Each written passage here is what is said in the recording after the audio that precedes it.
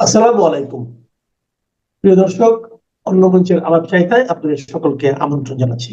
আগামীকাল 12ই ফেব্রুয়ারি ডক্টর ইনুসের ভাষায় পৃথিবীর সেরা নির্বাচনটি অনুষ্ঠিত হবে এবং উৎসব মুখর পরিবেশে এই নির্বাচনটি অনুষ্ঠিত হবে।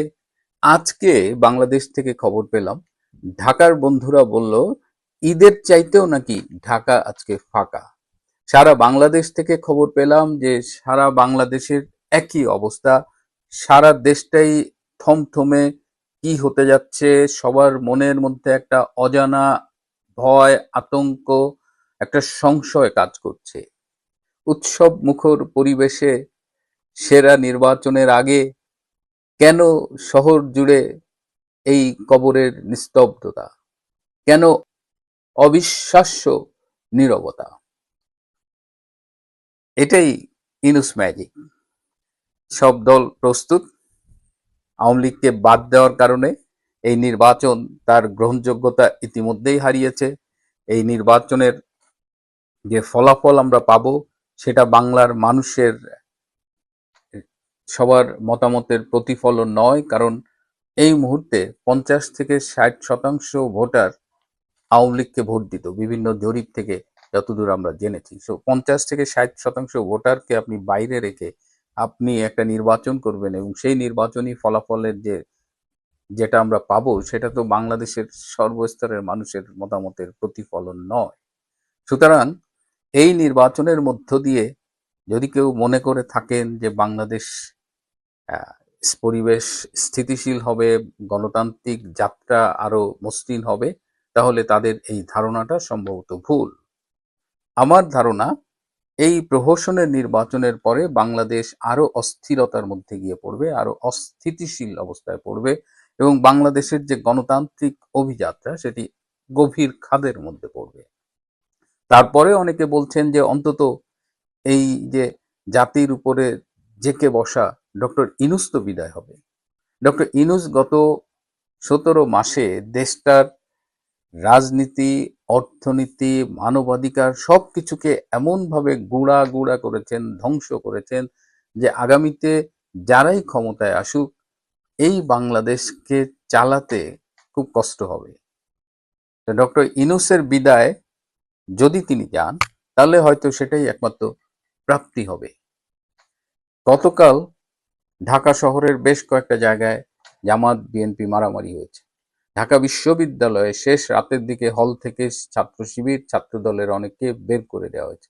বগুড়ায় বিএনপির একজন কর্মীর চোখ তুলে নিয়েছে জামাত এবং সেই সংবাদ পেয়ে সেই বিএনপির কর্মীর মা হার্ট ফেল করে মারা গেছেন। জামাত নানানভাবে চেষ্টা করছেন এই নির্বাচনে জয়লাভ করতে, ক্ষমতায় আসতে, কিন্তু জামাতের সেই স্বপ্ন পূরণ হবে না। যেটা এখন জানা যাচ্ছে যে জামাত হয়তো 50টার মতো সিট পেতে পারে, কিন্তু জামাত তাদের পছন্দের ডিসি বসিয়েছেন বিভিন্ন জেলায়। 64টা জেলার শোনা যায় যে 58টা জেলায় জামাতের সমর্থক ভিসি।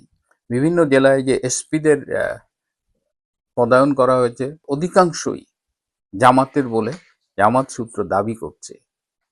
কিন্তু আজকের 2-3টা ঘটনায় মনে হচ্ছে যে প্রশাসন আসলে বিভক্ত। নইলে সৈয়দপুর বিমানবন্দরে ঠাকুরগাঁয়ের জামাতের আমির বেলাল উদ্দিন সাহেবের ব্যাগের মধ্যে 50 লাখ, কেউ বলে 74 লাখ টাকা পাওয়া গেছে। এই টাকাটা ধরা হলো, ধরা হয়ে এটা মিডিয়া কাভারেজ দেওয়া হলো। জামাত সংবাদ সম্মেলন করে বলছে এটা তার ব্যক্তিগত টাকা। এই বেলাল উদ্দিন সাহেব, এই যে আমির, তিনি একটা মাদ্রাসার শিক্ষক। তার এত টাকা, তিনি ব্যবসা করেন বলে শুনেছি। মাদ্রাসা শিক্ষক আবার গার্মেন্টস ব্যবসা করে। তিনি 50 লাখ টাকা ক্যাশ নিয়ে যাচ্ছে। কোন ব্যবসায়ী 50 লাখ টাকা ক্যাশ নিয়ে চলাফেরা করে বলেন তো? আমাদের একটা কিছু বলল আর আমরা সেটা বিশ্বাস করে থাকলাম। নির্বাচনের এই যে টাকা, জামাত, আমি গতকালই বলেছি, কোথাও কোথাও বিশেষ করে ঢাকা 15 যেখানে জামাতের আমির ইলেকশন করছে, পরিবার প্রতি 15,000 টাকা দেবে। এছাড়াও তারা সারা দেশব্যাপী টাকা দিয়ে ভোট কিনছে। আজকে ফেনীর দাগনভূঞায় এক জামাত নেতার বাসা থেকে ব্যালট পেপার উদ্ধার করা হয়েছে। জামাত এবার কিন্তু অনেক ব্যালট পেপার, একদম রিয়েল ব্যালট পেপার তাদের দখলে নিয়েছে। নির্বাচন কমিশনের সহায়তায় তারা বেশ কিছু ব্যালট পেপার নিয়েছে এবং তারা যেটা প্ল্যান করেছে তাদের খুব বিশ্বস্ত যেসব অনুসারী ভোটার আছে তাদের কাছে তারা এক সেট গণভোট এবং সংসদ নির্বাচনের এক সেট ব্যালট পেপার দিয়ে দিবে, আর এক সেট সে নির্বাচনী কেন্দ্রে গিয়ে নেবে। তার মানে সে যখন সাবমিট করবে তখন সে ডাবল ভোট সাবমিট করবে, এবং তারা এটা খুব ক্যালকুলেটেড ওয়েতে করছে যে কোন কেন্দ্রে কত এক্সট্রা ভোট সাবমিট করলে তাদের প্রার্থী জয়লাভ করবে। সেনাবাহিনীর ভূমিকা নিয়েও কথা হচ্ছে, বলা হচ্ছে যে সেনাবাহিনীর সাথে একটা ম্যাজিস্ট্রেট থাকবে, কিন্তু সন্ধ্যার পরে সেনাবাহিনী সাধারণত একা মুভ করবে ভোটের দিন, কাল 12ই ফেব্রুয়ারি, এবং তখন এই কিছু কিছু সেনাবাহিনীর সদস্য তারা ওই ভোট কেন্দ্রে মিলে ওই কিছু ব্যালট তারা, যেহেতু বলেছি তাদের কাছে অতিরিক্ত কিছু ব্যালট আগেই দেওয়া আছে, সেই ব্যালটে সিল মেরে তারা সেইগুলো ব্যালট বাক্সে ভরবে। সেখানে আর্মি তাদের সহায়তা করবে বলে কেউ কেউ দাবি করছেন। এদিকে অপরাধী চক্র, কিশোর গ্যাং তারাও সক্রিয় রয়েছে। কালকে নির্বাচনের অনেক কেন্দ্রেই কিন্তু মারামারি হবে। 68টা আসনে জঙ্গি হামলার আশঙ্কা করা হচ্ছে। আমরা বলছি না, এটা পুলিশের আইজি পর্যন্ত স্বীকার করছেন এবং তারা চেষ্টা করছেন এই হামলার ঝুঁকিটা কমাতে। নির্বাচন কমিশনের একজন কমিশনার বলেছেন 50% কেন্দ্র ঝুঁকিপূর্ণ। তো উৎসবমুখর পরিবেশের বিশ্বের সেরা নির্বাচনে অর্ধেকের বেশি কেন্দ্র যদি ঝুঁকিপূর্ণ হয়, 68টা আসনে যদি জঙ্গি হামলার আশঙ্কা করা হয়, তাহলে ওই নির্বাচনে কে ভোট দিতে যাবে? আওয়ামী লীগ তো ভোট বর্জন করেছে এবং আওয়ামী লীগের লোকজন সমর্থকরা ভোট দিতে যাবে না। That is their political decision. বিচ্ছিন্ন ঘটনা ঘটতেই পারে। যদি কেউ ভোট দিতে যায় আওয়ামী পন্থী কোনো কারণে, তাকে বলা হয়েছে সে যেন না ভোট দেয় এবং সংসদ নির্বাচনের অংশে সে যেন জামাত বিএনপির বাইরে কাউকে ভোট দেয় বা একাধিক ভোট দিয়ে ব্যালট পেপারটা নষ্ট করে আসে। এই নির্বাচনে আওয়ামী লীগকে জোর করে অংশগ্রহণ করতে দেয়া হয়নি। তারপরেও দেখেন এই নির্বাচনে আওয়ামী লীগকে ঘিরেই সব আলোচনা হচ্ছে এবং সব প্রার্থীরা মনে করছে যে আওয়ামী সমর্থকদের ভোট তারা পাবে, কিন্তু অধিকাংশ ক্ষেত্রেই তারা পাবে না। কাল প্রচুর সহিংসতা হবে, প্রচুর সন্ত্রাসী কার্যকলাপ হবে, প্রচুর রক্তপাত হবে এবং অলরেডি আপনারা দেখেছেন যে সংখ্যালঘু নির্যাতন শুরু হয়ে গেছে। তো এরকম একটা সারা দেশব্যাপী একটা অরাজকতার মধ্যে এই নির্বাচনটি, এই প্রহসনের নির্বাচনটি অনুষ্ঠিত হতে যাচ্ছে। এই নির্বাচনে আপনি ভোট দিতে যাবেন কিনা সেটা আপনি আরেকবার ভাবুন। আপনি যদি আওয়ামী লীগের সমর্থক কর্মী হন তাহলে দলীয় সিদ্ধান্তে আপনি ভোট দিতে যাবেন না। আপনি যদি সাধারণ জনতা হন, আপনি যদি মনে করেন যে গত 17 মাসে ইউনূস বাংলাদেশটাকে ধ্বংস করেছে এবং এই গণভোটের মধ্য দিয়ে আমাদের স্বাধীনতার মধ্য দিয়ে অর্জিত বাংলাদেশের যে সংবিধানটি করা হয়েছিল সেই সংবিধানটাকেও কাটাছেঁড়া মোটামুটি ধ্বংস করা হবে, তাহলে আগামীকাল আপনি নিশ্চয়ই ভোট দিতে যাবেন না। আমরা যারা বাংলাদেশকে ভালোবাসি, যারা মুক্তিযুদ্ধের চেতনাকে ধারণ করি, তারা এই বাংলাদেশকে রক্ষা করবার জন্যই আগামীকাল 12ই ফেব্রুয়ারি নির্বাচনটা বর্জন করব। আর যদি কেউ যান, সাবধানে থাকবেন, নিজের জানটা নিয়ে যেন নিরাপদে বাসায় ফিরতে পারেন। এবং কালকে আরো কিছু ঘটনা ঘটবে, দেখবেন বেশ কিছু প্রার্থী দুপুরের পর থেকে প্রার্থিতা প্রত্যাহার করা শুরু করেছে এই নির্বাচনের মান কোয়ালিটির প্রশ্ন তুলে। অলরেডি বিকাশ নুরু, গণ অধিকার পরিষদের যিনি সভাপতি এবং ডাকসুর ভিপি ছিলেন, নুরু অলরেডি নির্বাচন কমিশনে অভিযোগ জানিয়েছে এইভাবে নির্বাচন হলে তিনি হয়তো কাল উইথড্র করতে পারেন। সুতরাং প্রিয় বন্ধুরা, যারা বাংলাদেশে আছেন, অলরেডি আমরা যারা প্রবাসী আছি আমরা কিন্তু এই ভোট বর্জন করেছি।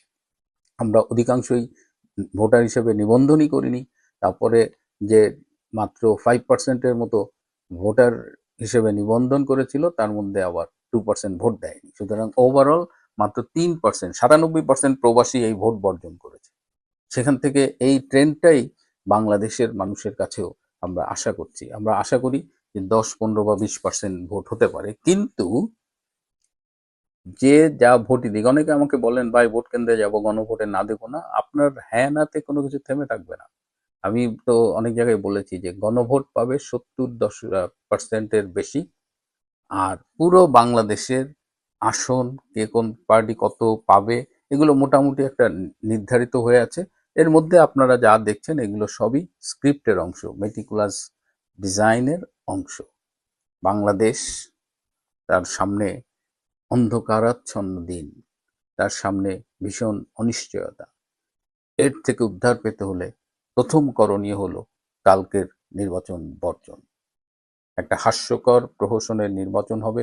সারা বিশ্ব অলরেডি কনসার্ন এক্সপ্রেস করেছে, উদ্বেগ প্রকাশ করেছে, এবং কালকে আমরা তো বললে অনেক কিছুই আপনারা শুনতে চান না, কিন্তু কালকে বিশ্ববাসী দেখবে যে সেরা নির্বাচনের নামে কেমন প্রহসনের, কেমন হাস্যকর একটা নির্বাচন হয়েছিল। সে 1996 সালের 15ই ফেব্রুয়ারি নির্বাচনকেও হার মানাবে আর এই 2026-এর 12ই ফেব্রুয়ারি নির্বাচন। প্রিয় বন্ধুরা, আজ এ পর্যন্তই। ভালো থাকবেন, সুস্থ থাকবেন।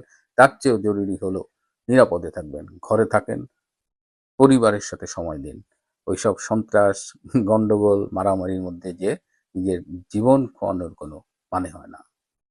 নাকি তারা অপেক্ষা করছেন ভোটের দিনটা কেমন যায় দেখা যাক, কতটা সহিংসতা হয় দেখা যাক, ভোট কেন্দ্র ভোট সব কেন্দ্রে হয়ে যেতে পারে কিনা, নাকি একটা বিপুল সংখ্যক ভোট কেন্দ্রের ভোট বাতিল হয়ে যায়, ব্যাপক সহিংসতা ঘটে, নির্বাচনটার ফলাফল সময় মতো ঘোষণা করা না যায়, কিংবা নির্বাচনের ফলাফল ঘোষণা করলেও প্রতিদ্বন্দ্বী প্রার্থীরা বা প্রতিদ্বন্দ্বী মূল দলগুলো হয়তো সেই ভোটের ফলাফল মেনে নেবে না।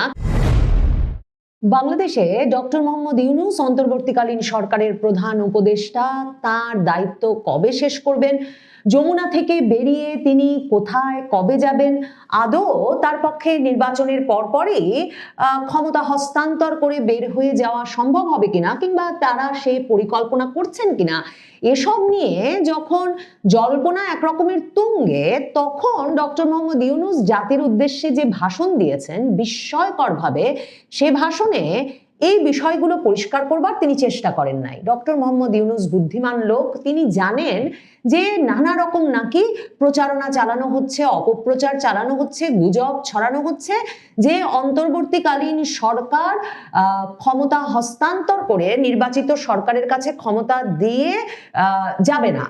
এবং ডক্টর মোহাম্মদ ইউনূস নিজেই প্রিয় দেশবাসীর উদ্দেশ্যে যে ভাষণ দিয়েছেন, সেখানে তিনি বলেছেন যে এখন নতুন করে অপপ্রচার চালানো হচ্ছে যে বর্তমান অন্তর্বর্তী সরকার নাকি নির্বাচিত জনপ্রতিনিধিদের কাছে দায়িত্ব হস্তান্তর করবে না। এটা সম্পূর্ণ ভিত্তিহীন ও পরিকল্পিত অপপ্রচার, যার একমাত্র উদ্দেশ্য হলো আমাদের গণতান্ত্রিক উত্তরণে বিঘ্ন সৃষ্টি করা। আপনারা নিশ্চিত থাকুন, নির্বাচনে বিজয়ী জনপ্রতিনিধিদের কাছে দ্রুততম সময়ে ক্ষমতা হস্তান্তর করে অন্তর্বর্তীকালীন সরকার তার দায়িত্ব সমাপ্ত করবে। মানে এমন ভাবে ডক্টর মোহাম্মদ ইউনূস এই জবাবটা দিয়েছেন, মনে হচ্ছে তিনি অন্তর্বর্তীকালীন সরকারের কোনো পার্ট নন, তিনি এক রকমের স্থায়ী একটা সরকারের অংশ। কারণ ডক্টর মোহাম্মদ ইউনূস তো অনেক দফা দেশি বিদেশি বিভিন্ন অনুষ্ঠানে আন্তর্জাতিক সাংবাদিকদের কাছে বলেছেন যে জনগণের একটা অংশ তাকে আরো 5, 10, 50 বছর পর্যন্ত চাইছে। কাজে ডক্টর মোহাম্মদ ইউনূস নিজেকে সম্ভবত অন্তর্বর্তীকালীন সরকারের অংশ মনে করেন না, এবং সে কারণে তিনি বলছেন এমন অপপ্রচার চালানোর কোনো কারণ নাই যে অন্তর্বর্তীকালীন সরকার যাবে না। তিনি বলছেন আপনারা নিশ্চিত থাকুন, নির্বাচনে বিজয়ী জনপ্রতিনিধিদের কাছে দ্রুততম সময়ে ক্ষমতা হস্তান্তর করে অন্তর্বর্তীকালীন সরকার তার দায়িত্ব সমাপ্ত করবে। কিন্তু গত কয়েক সপ্তাহ মাস ধরে যে প্রচারণাটা চলছে বা যেসব হিসেব নিকেশ করা হচ্ছে, তার কেন্দ্রে তো ডক্টর মোহাম্মদ ইউনূস। ডক্টর মোহাম্মদ ইউনূস যমুনা ছাড়বেন কিনা, জুলাই সনদ গণভোটে পাশ করিয়ে আনবার পর তার যে দায়িত্বটা, সেটাকে কেমন আকার দেবেন ডক্টর মোহাম্মদ ইউনূস? ডক্টর মোহাম্মদ ইউনূস কি রাষ্ট্রপতির দায়িত্বে সরাসরি নিযুক্ত হবেন? তার আগে কি জুলাই সনদ যেমনটা বলেছে যে নতুন রাষ্ট্রপতিকে গোপন ব্যালটের মাধ্যমে নির্বাচিত করবেন নিম্নকক্ষ এবং উচ্চকক্ষের সদস্যরা, তার মানে তারই আগে কি নিম্নকক্ষ সদস্যরা নির্বাচিত হওয়ার পর তারা যে সাংবিধানিক সংস্কার পরিষদের সদস্য হতে যাচ্ছেন বলে আলী রিয়াজ কদিন আগে মাত্র ঘোষণা করে সন্দেহটা আরো উস্কে দিয়েছেন যে 180 দিন এই নবনির্বাচিত সংসদ সদস্যরা সাংবিধানিক সংস্কার পরিষদের সদস্য হিসেবে জুলাই সনদ বাস্তবায়নের কাজ করবেন। তার মানে ওই 180 দিন পর উচ্চকক্ষ গঠিত হওয়ার পর তারপর নতুন রাষ্ট্রপতি আসবেন, আর সেই নতুন রাষ্ট্রপতির কাছেই কি নতুন সরকার শপথ গ্রহণ করবে? কারণ শাহাবুদ্দিন চুপ্পুকে দিয়ে কোনো শপথ গ্রহণ করানোর কোনো পরিকল্পনার কথা এখন পর্যন্ত ডক্টর মোহাম্মদ ইউনূস কিংবা তার আইন উপদেষ্টা, যিনি যখন তখন নানা রকম আইন তার মাথা থেকে বেরো করছেন, কিংবা আলী রিয়াজ, তারা কিন্তু উল্লেখ করেন নাই। ডক্টর মোহাম্মদ ইউনূসের জাতির উদ্দেশ্যের এই ভাষণে প্রত্যাশা ছিল তাই যে কি করে পুরো ক্ষমতা হস্তান্তর প্রক্রিয়াটা অনুষ্ঠিত হবে নির্বাচনের পর সেটা তিনি পরিষ্কার করবেন। আগামীকালকে নির্বাচন, ভোট গ্রহণের ফলাফল প্রকাশের পরেই পরবর্তী পদক্ষেপই হচ্ছে সংসদ সদস্যরা শপথ নেবেন এবং সংখ্যাগরিষ্ঠ দলের যিনি প্রধান তাকে রাষ্ট্রপতির আমন্ত্রণ জানানোর কথা সরকার গঠনের জন্য। কিন্তু এ দফায় যেহেতু একটা অসাংবিধানিক সরকারের অধীনে নির্বাচন অনুষ্ঠিত হচ্ছে, মানে সংবিধান আছে আবার সংবিধান নাই। আর বারবার মনে রাখবেন, গণভোটে জুলাই সনদ পাশ হওয়া মাত্র মানে বর্তমান সংবিধানের কার্যকারিতা নিয়ে যে কোনো জুলাই সনদের পক্ষ শক্তি প্রশ্ন তুলতে পারে এবং তারা বলতে পারে যেহেতু জুলাই সনদ এই বর্তমান সংবিধানের ওপরে স্থান পেল গণভোটে হ্যাঁ ভোট পাশ হওয়ার মাধ্যমে, কাজেই জুলাই সনদ বাস্তবায়নের আগে ওই সংবিধানের কাছে ফিরে যাওয়ার কিছু নাই। এমন একটা টালমাটাল সন্দেহজনক পরিস্থিতি যখন, তখন ডক্টর ইউনূস বোঝেন অপপ্রচার চলছে, জল্পনা চলছে যে ক্ষমতা হস্তান্তর প্রক্রিয়াটা অন্তর্বর্তীকালীন সরকার মসৃণভাবে করবে কিনা, কিন্তু তিনি পুরো প্রক্রিয়াটা ব্যাখ্যা করেন না। আইন উপদেষ্টা সাংবাদিকদের প্রশ্নের উত্তরে আসিফ নজরুল কদিন আগে হঠাৎ বলে বসলেন যে সংসদ সদস্যদের শপথ গ্রহণ করাবেন স্পিকার, ডেপুটি স্পিকারের অনুপস্থিতিতে, রাষ্ট্রপতির মনোনীত একজন এবং রাষ্ট্রপতির মনোনীত হিসাবে প্রধান বিচারপতিও শপথ নেওয়াতে পারেন, আবার প্রধান নির্বাচন কমিশনারও শপথ গ্রহণ করাতে পারেন। কিন্তু এটাই কি ফাইনাল হলো? এ বিষয়ে কি আইন উপদেষ্টার কথাই শেষ কথা? কারণ তিনি যাকে সাইন করে দিতে বলবেন, বঙ্গভবনে বসে বেচারা শাহাবুদ্দিন চুপ্পুকে তো, রাষ্ট্রপতিকে তো তার নামই সাইন করে দিতে হবে, সেই ভরসার উপর তারা এটা বলছেন, নাকি তারা অপেক্ষা করছেন ভোটের দিনটা কেমন যায় দেখা যাক, কতটা সহিংসতা হয় দেখা যাক, ভোট কেন্দ্র, ভোট সব কেন্দ্রে হয়ে যেতে পারে কিনা, নাকি একটা বিপুল সংখ্যক ভোট কেন্দ্রের ভোট বাতিল হয়ে যায়, ব্যাপক সহিংসতা ঘটে, নির্বাচনটার ফলাফল সময় মতো ঘোষণা করা না যায়, কিংবা নির্বাচনের ফলাফল ঘোষণা করলেও প্রতিদ্বন্দ্বী প্রার্থীরা বা প্রতিদ্বন্দ্বী মূল দলগুলো হয়তো সেই ভোটের ফলাফল মেনে নেবে না। কাজেই অনেক রকম নাটক সাজানোর বা কে কাকে শপথ পড়াবেন, কবে শপথ, এসব নিয়ে অনিশ্চয়তা নিয়ে আরো অনেক দিন পার করে দেওয়া যাবে। সে কারণেই না আইন উপদেষ্টা বা এই সরকার এরপরে নির্বাচনকালকে এখন পর্যন্ত কনফার্ম করেছে যে কে শপথ পড়াবেন সংসদ সদস্যদের, না তারা এ ব্যাপারটা নিশ্চিত করেছেন যে এ দফায় কি প্রেসিডেন্ট শাহাবুদ্দিন চুপ্পুই সংখ্যাগরিষ্ঠ দলের নেতাকে সরকার গঠনের আমন্ত্রণ জানাবেন, নাকি তারও যে সাংবিধানিক রেওয়াজ বা সাংবিধানিক ভাবে যেটা নির্ধারণ করা আছে সেটা তারা পাল্টে ফেলেছেন। এসব কোনো প্রশ্নের উত্তর ডক্টর মোহাম্মদ ইউনূসের এই বক্তব্যে, জাতির উদ্দেশ্যে বক্তব্যে নাই। তিনি যদি যমুনা থেকে বেরিয়ে বঙ্গভবন ছাড়াও আর কোথাও যেতে রাজি হন, কিংবা তার বক্তৃতার শেষে যেমনটা বলেছেন যে নিজ নিজ কাজে ফিরে যাবেন তারা, সেটা যদি হয় তাহলে তো ডক্টর মোহাম্মদ ইউনূসের আমাদের কাছ থেকে বিদায় নেওয়ার কথা, তার বলার কথা যে জাতির উদ্দেশ্যে নির্বাচিত সরকার বা সংসদ সদস্যরা শপথ গ্রহণের আগে এটাই তার শেষ বক্তব্য এবং তিনি মূলত যে দায়িত্ব, যে প্রতিশ্রুতি নিয়ে এসেছিলেন, মানে যেটা কিনা বাংলাদেশে এর আগে যত তত্ত্বাবধায়ক সরকার গঠিত হয়েছে সাংবিধানিক ভিত্তির ওপর, তারা যেটা করতেন যে যেহেতু নির্বাচনটাই তাদের মূল লক্ষ্য, কাজে নির্বাচনটা হয়ে যাওয়ার পর যে তারা বিদায় নেবেন, এই ভাষণটা তো একটা বিদায়ী ভাষণ হওয়ার কথা ছিল। কিন্তু ডক্টর মোহাম্মদ ইউনূস এটাকে কোনো বিদায়ী ভাষণের সুর দেন না।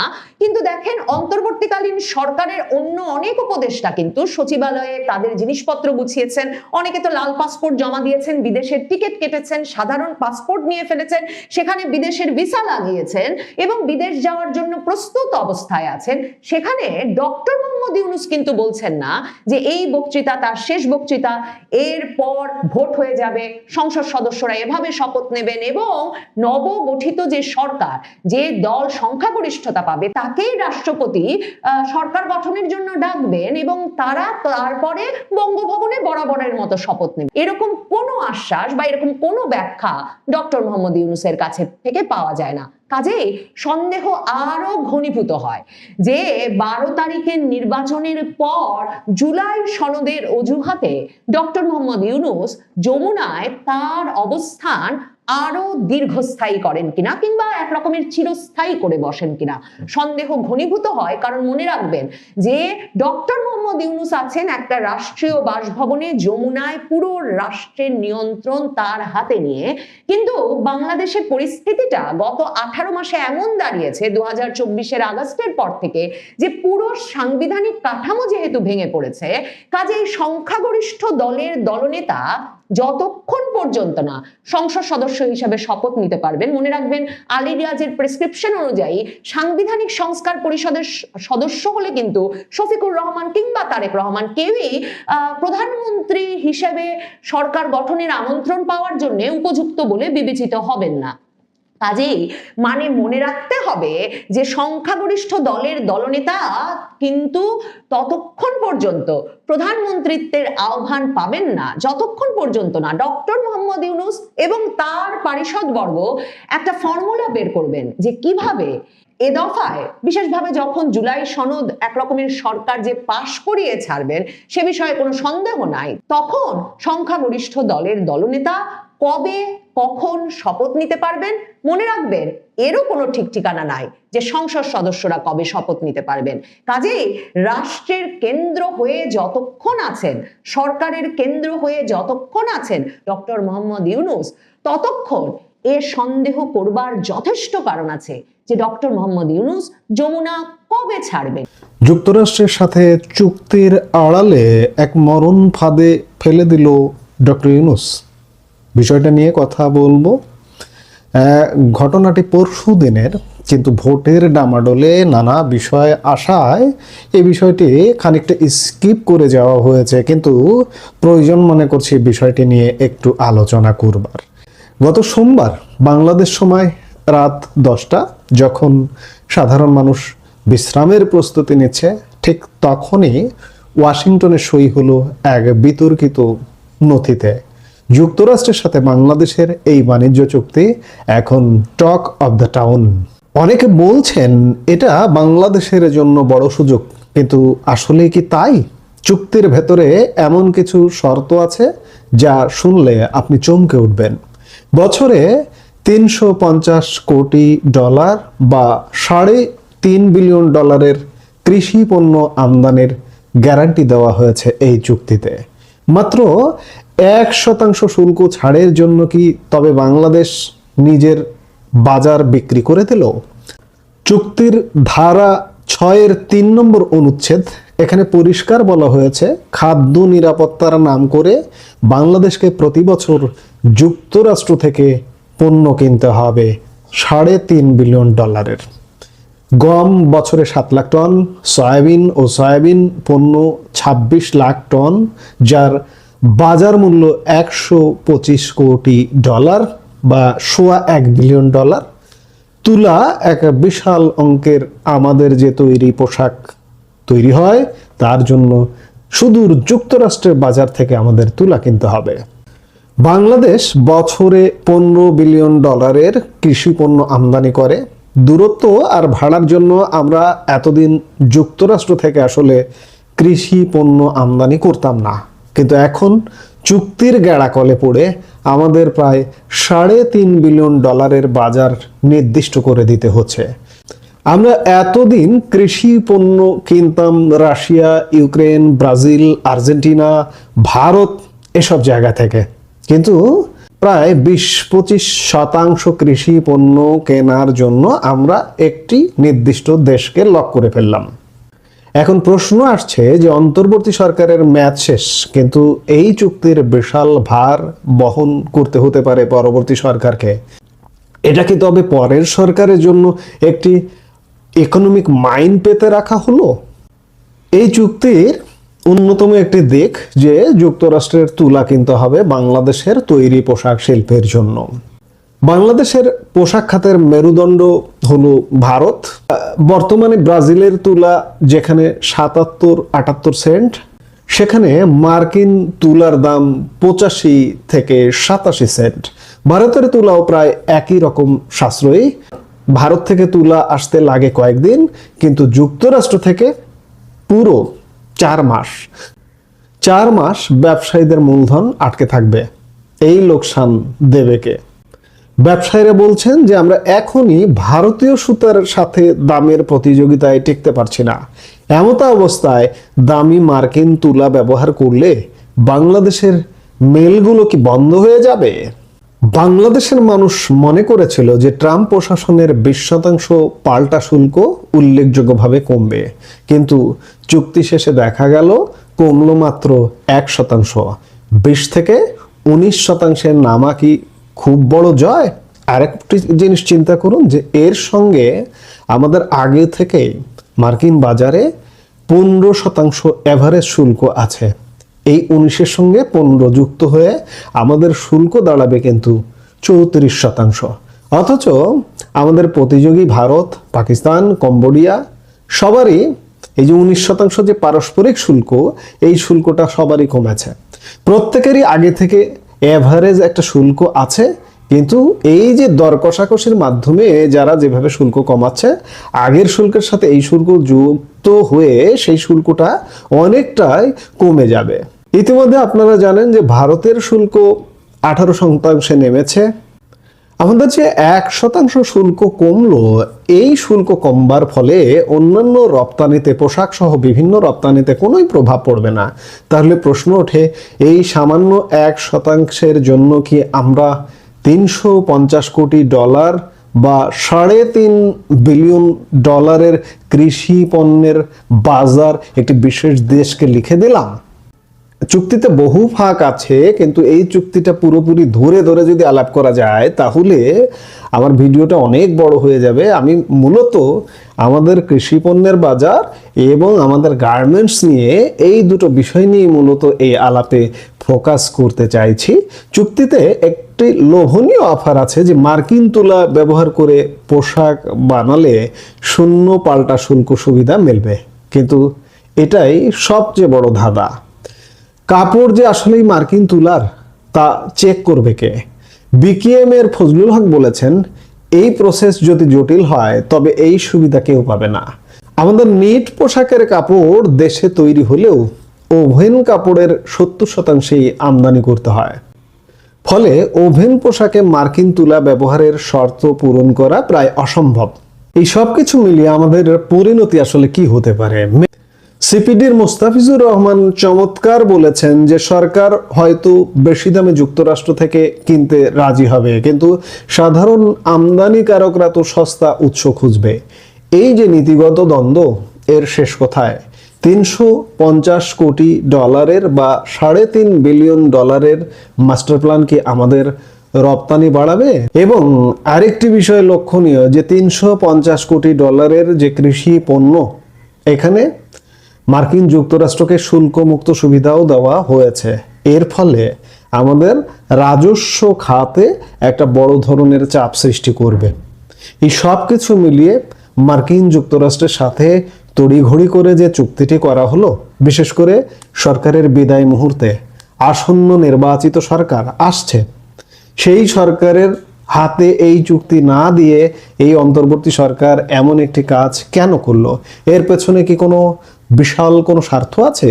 বিশাল কোনো লেনদেনের ব্যাপার আছে এই মুহূর্তে অন্তর্বর্তী সরকারের দায়িত্বপ্রাপ্ত যারা আছেন তাদের? নইলে এত বড় একটা স্বার্থ বিরোধী চুক্তি কেন হলো? এই প্রশ্নগুলা জনমনে আসছে। আগামীর বাংলাদেশে এই চুক্তি আমাদেরকে কোন পথে নেবে? পথে বসাবে নাকি পথ থেকে উঠাবে? সেটি দেখতে হলে আমাদের নিশ্চয়ই অপেক্ষা করতে হবে। আমরা নিশ্চয়ই দেখব।